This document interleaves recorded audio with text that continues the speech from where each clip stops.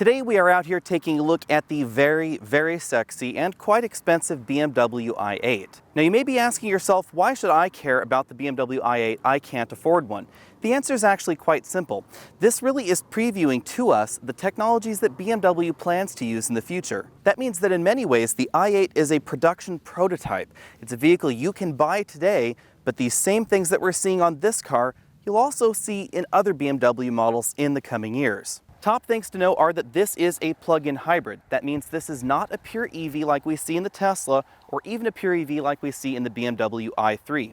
The i3 and i8 actually don't share much. The front end is instantly recognizable as a BMW. We have the classic kidney grille right here, although we do have this blue line surrounding it, letting you know that it's the more economical BMW. Of course, no BMW prototype would be complete without some crazy features, and we do get those up front because it starts with LED headlamps, but you can actually get laser headlamps as well.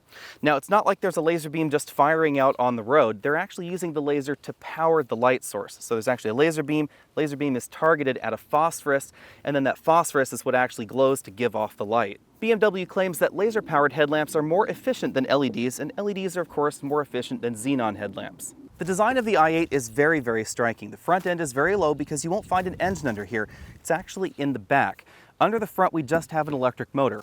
We also have this very large air vent right here which aids with cooling. Sort of like the i3, we have a two-color paint scheme going on, and we definitely have an awful lot of stylistic flair. You'll notice we have this portion of the body that actually comes up from the rear quarter panels, dives back down. You can actually stick your hand right in there. It's a very attractive design. We're told this is supposedly also functional for aerodynamics. It should be obvious from this angle that the i8 is a low-slung two-door coupe. It's actually a four-seater, however. You will find two very small rear seats behind these rear windows. In terms of overall length, this is right about the same length as a Toyota Corolla. It's a little bit longer than a Porsche 911. That means that in the BMW family, this i8 is a decent amount smaller overall than a BMW 6 Series. One thing that may surprise you, however, is that for a supercar like this, we actually have a reasonable amount of ground clearance. It's right around 4.6 inches. That means that this is the kind of car that you can drive daily and you won't be scraping it on speed bumps or road humps or your average parking lot approach. Now, even though we have a generous amount of ground clearance down here, this actually has one of the most advantageous centers of gravity available in any production car. That's because the structure of the car is very lightweight, and they've put the battery packs low in the vehicle that helps lower the center of gravity down in the car. We also have the engine that's slung right back there, very low in the vehicle as well. When you take a look at the rear end, you can really see what's going on with this cutout in the body right here. This is styled somewhat like the rest of the BMW lineup, but it has some very distinct style of its own. As with most other hybrids and EVs out there, blue means green, and so we do have this blue stripe running along the back as well. From this angle of the rear, you can actually see that this slat actually sort of floats above the body. You can actually stick your hand right between there.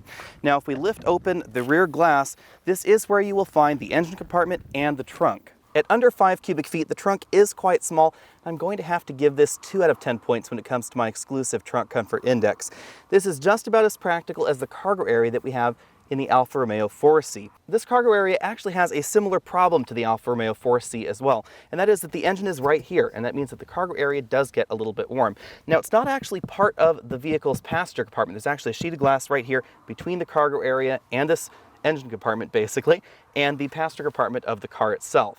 The engine situation takes a bit of explanation because this does use two different electric motors, a traditional 6-speed automatic transaxle, and a 1.5-liter 3-cylinder turbocharged engine. You'll find one of the electric motors right here under the hood. It produces 129 horsepower and 184 pound-feet of torque. That means that if you're driving the i8 in electric-only mode or EV mode, this is a front-wheel drive powered supercar. You'll find the other motor right back here where the engine lies. Again, this is a 1.5-liter 3-cylinder turbocharged engine. This is very similar to what we see in the current generation Mini Cooper. The engine alone produces 228 horsepower, and it is mated to an 11 horsepower electric motor and a traditional 6-speed automatic. Interestingly enough, this car actually has two different transmissions because the motor up front is mated to a 2-speed automatic transmission. When everything is merged together with a 7.1 kilowatt-hour lithium-ion battery pack, the power total comes in at 357 horsepower and 420 pound-feet of torque.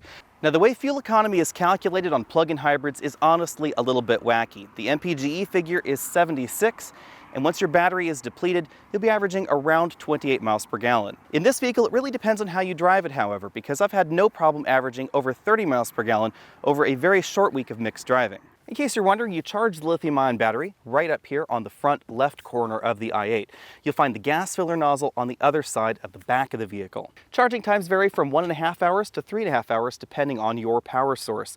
Now there's no DC fast charge option because of course we have a gasoline engine, so it's not really necessary. If you need a quick top up, then you just head over to your regular old gas station and fill it up like a normal car. Now if you're still curious about what's under that engine cover, you'll see it right there. So we take off the plastic cover, we unscrew the metal cover, and then you can actually see the very small 1.5 liter 3-cylinder engine right there under that sound deadening blanket.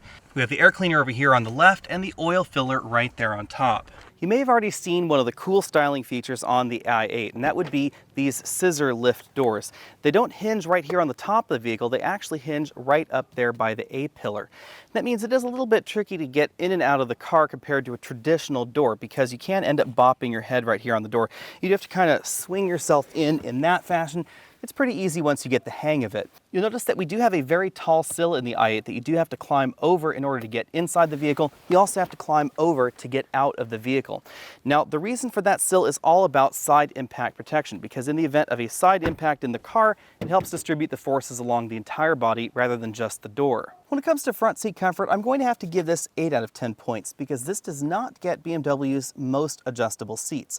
A lot of BMWs out there have some of the best seats on the industry and they allow you to change the curvature of the back as well as have a 4-way adjustable lumbar support and an extending thigh cushion.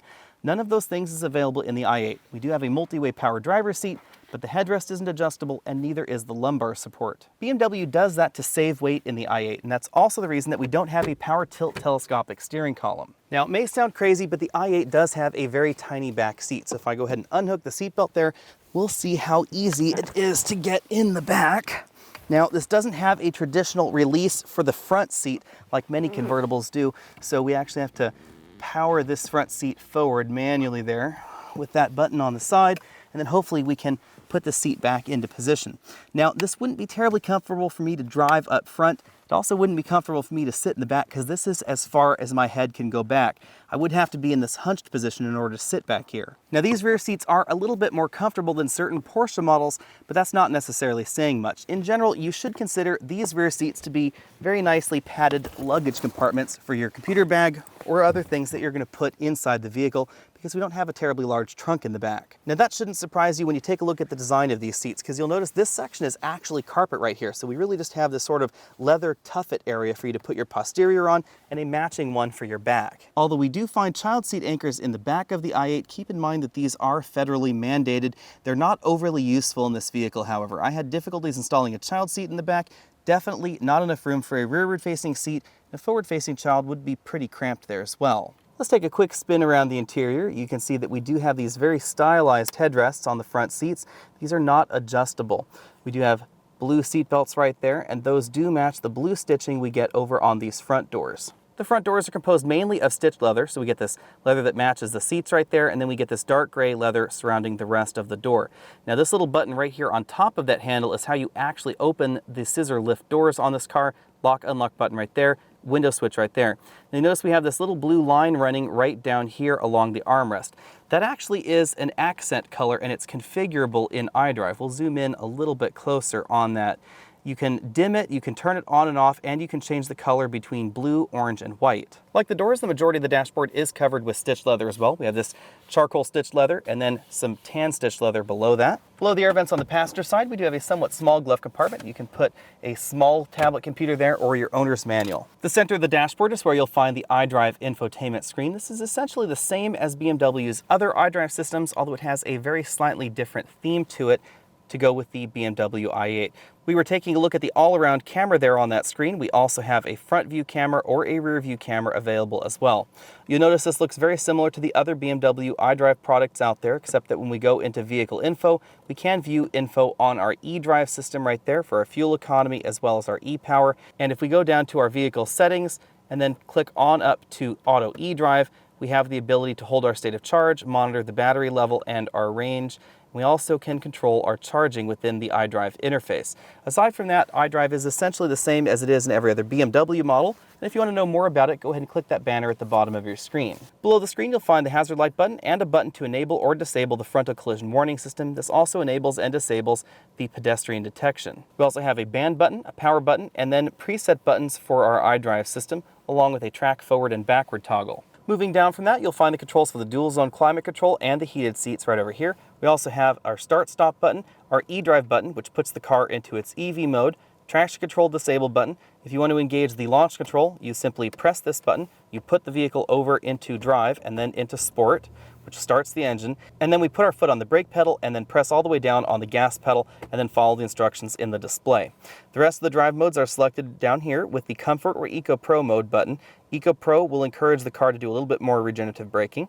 We have the button that enables or disables the front camera in the vehicle, as well as the parking sensors and the all-around camera system. The i8 uses BMW's typical joystick-style shifter. This always returns to center regardless of what you're doing right there, unless we're in the sport mode off to the side. Now we do have to press this unlock button on the side in order to pull it back to drive, or push it all the way forward into reverse. You can toggle back to neutral like that. If we're all the way back in drive, we can click it over to the left for sport. It's down for up and up for down. Simply press the park button to return to park. To the right of the shifter, we have our electric parking brake control, and then you'll find the iDrive controller below that. Typical iDrive controller with finger writing recognition right up on top. We have telephone, navigation, direct access buttons, media, radio, menu, back, and option. Continuing behind from that, we have one of our storage cubbies right here. This is where you'll find the USB and auxiliary input. Now, unfortunately, this cubby is a little bit too small for my iPhone 6. We have a small cup holder right here, able to fit medium-sized American takeout sodas. And then we have a leather-wrapped center console right here. It flips open to the side, and this is where you can fit small items like wallets. You'll also find the BMW dock connector. We have a 12-volt power outlet right there. Unfortunately, if you do have something plugged in there, you'll have to leave this lid open. And we have a little bit of room right there for phones. Positioned essentially behind the driver and the front passenger, we have two more cup holders right back there if you want to store larger drinks. Over on the driver's side, we have a full LCD instrument cluster. We have our speedometer over here on the left and a power gauge on the right. Now, if I switch this over into sport mode, you'll notice this turns into a tachometer. We have our battery gauge below that and a small fuel gauge down there as well.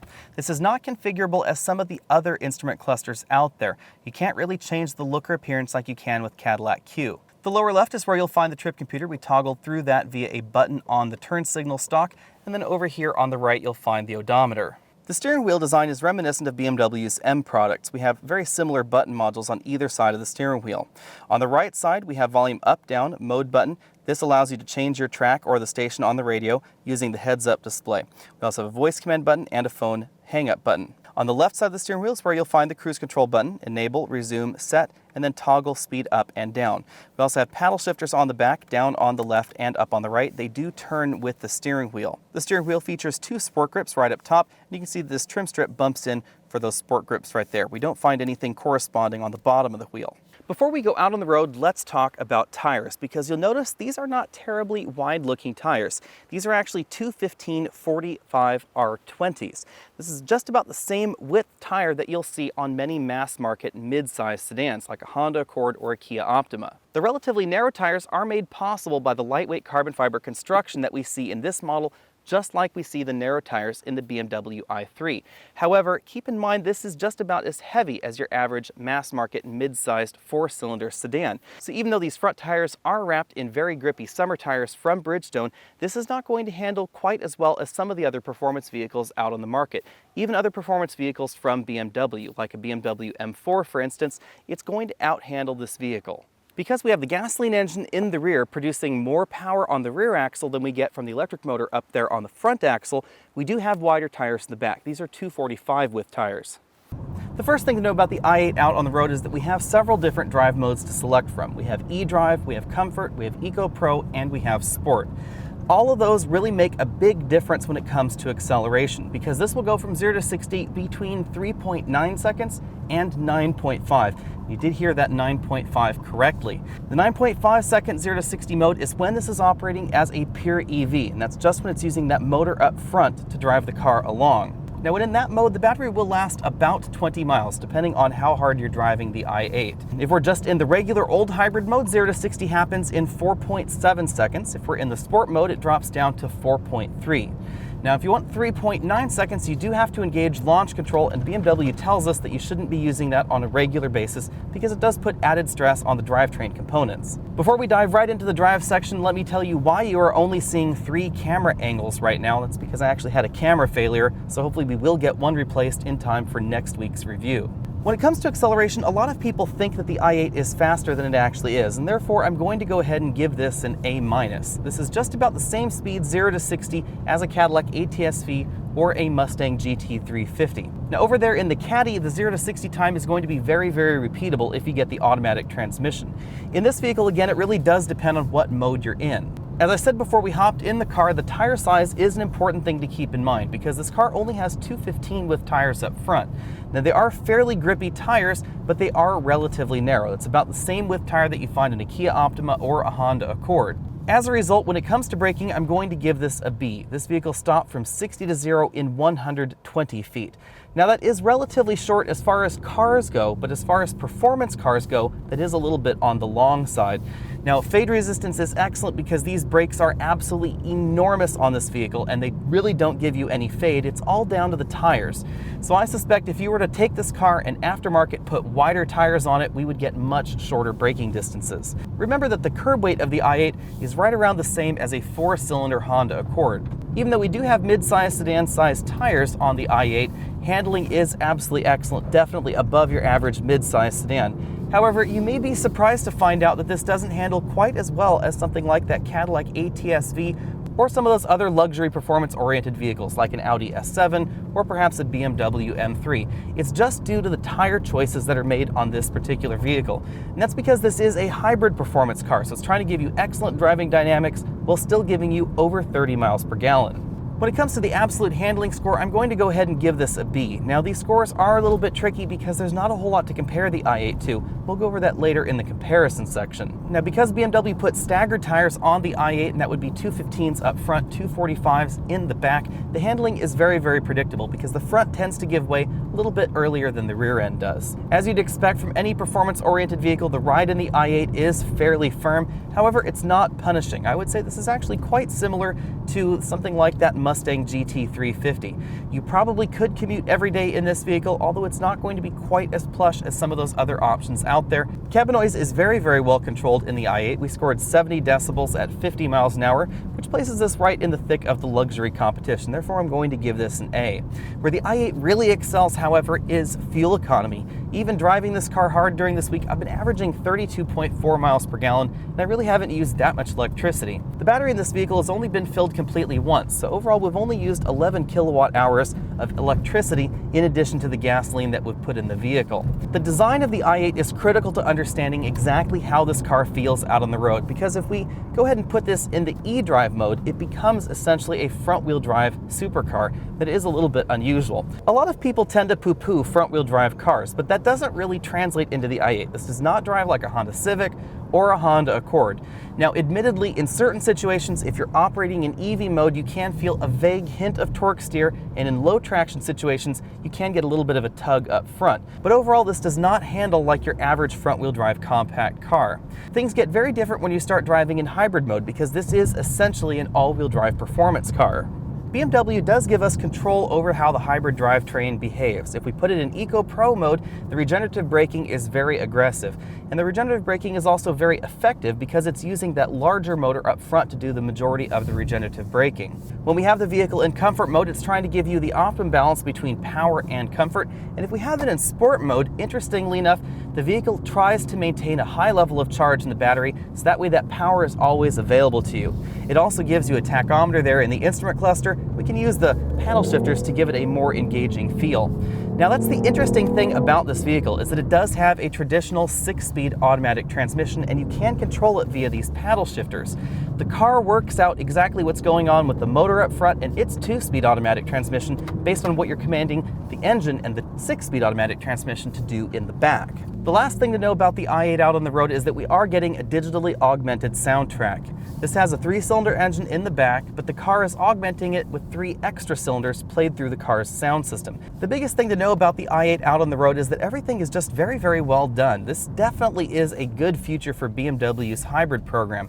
I wouldn't mind seeing this particular drivetrain stuffed under the hood of perhaps a BMW 5 Series or something along those lines, even if they had to put that engine in the back up front and put the electric motors in the back. I still think this would be an excellent drivetrain to put in basically any production BMW that we see now. BMW's drive modes also seem very, very natural. Personally, I preferred to leave this car in Eco Pro all the time because it does give us aggressive regenerative braking, and personally I found that to be a little bit easier to deal with out on the road. So the i8 looks like sex, it's fun to drive, and it gets incredible fuel economy. What's the catch?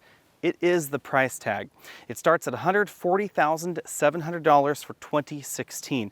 That is quite expensive. However, it's also oddly cheap. Now, if that sounds strange to you, you have to keep in mind that this almost lives in a vacuum. At this moment in the United States, there's really one other car that is like this, and that's the Porsche 918 Spyder. And this is $700,000 less expensive than that Porsche. Of course, the Porsche is faster and it handles better. It's also very sexy, but is it $700,000 better? I'm not so sure. The model we've been looking at has almost all the options available, and this is right around $150,000. So things don't get too crazy and out of control. Now for 2017, we will actually be seeing another car out there that is very similar to this, and that's the Acura NSX. And actually this reminds me an awful lot of the last generation NSX in many ways. And it's also going to be about the same thing as the current generation NSX. Now that will be a 2017 NSX. It's expected to hit at some point in the 2016 calendar year. Although they're both hybrid vehicles, the NSX actually has a slightly different mission in mind. It produces significantly more power than this, even though it's right around the same weight. Now the NSX has a bigger, more powerful twin turbocharged V6 engine, and it's producing more power total than this as well. It also has two motors up front, not just one, and that allows it to torque vector across the front axle. Perhaps the biggest difference, however, is that this has a plug. Again, it's right over here on the driver's side where you can actually plug it in and drive as an EV, and you can't do that in the NSX. The NSX is more of a traditional hybrid. This is a plug-in hybrid. With everything put together, we do expect the NSX to be considerably faster to 60 than this i8. We also expect it to handle and brake better as well. However, it will be more expensive and likely won't get the same kind of fuel economy we've been getting out of this. Now, most people wouldn't compare a large luxury sedan with a supercar or a performance coupe. However, a lot of people want me to compare this to the current generation Teslas. That's a very, very tricky comparison because they're just not the same kind of vehicle. Not only is the Tesla a pure EV and this is a gasoline electric hybrid, but the Tesla is also quite large. It can seat up to 3 rows of passengers. This is a 2-seater with 2 emergency back seats for very, very tiny people. Even though they're very different kinds of vehicles, let's boil down what's different. Obviously, the Tesla is going to be a little bit less expensive. It starts at around $76,000. However, that base Tesla is not going to be as fast as the i8. If you want to go almost as fast as the i8, you're going to have to spend $97,000. That would get you from 0 to 60 around the same time that this does when it's in its regular hybrid mode.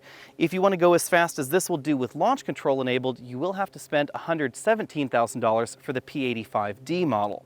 Now, $117,000 is getting an awful lot closer to the base price of the i8. Of course, if you want to go faster than the i8, Tesla would love to sell you the $10,000 optional ludicrous upgrade to the P85D, and that will definitely get you faster than the i8 to 60.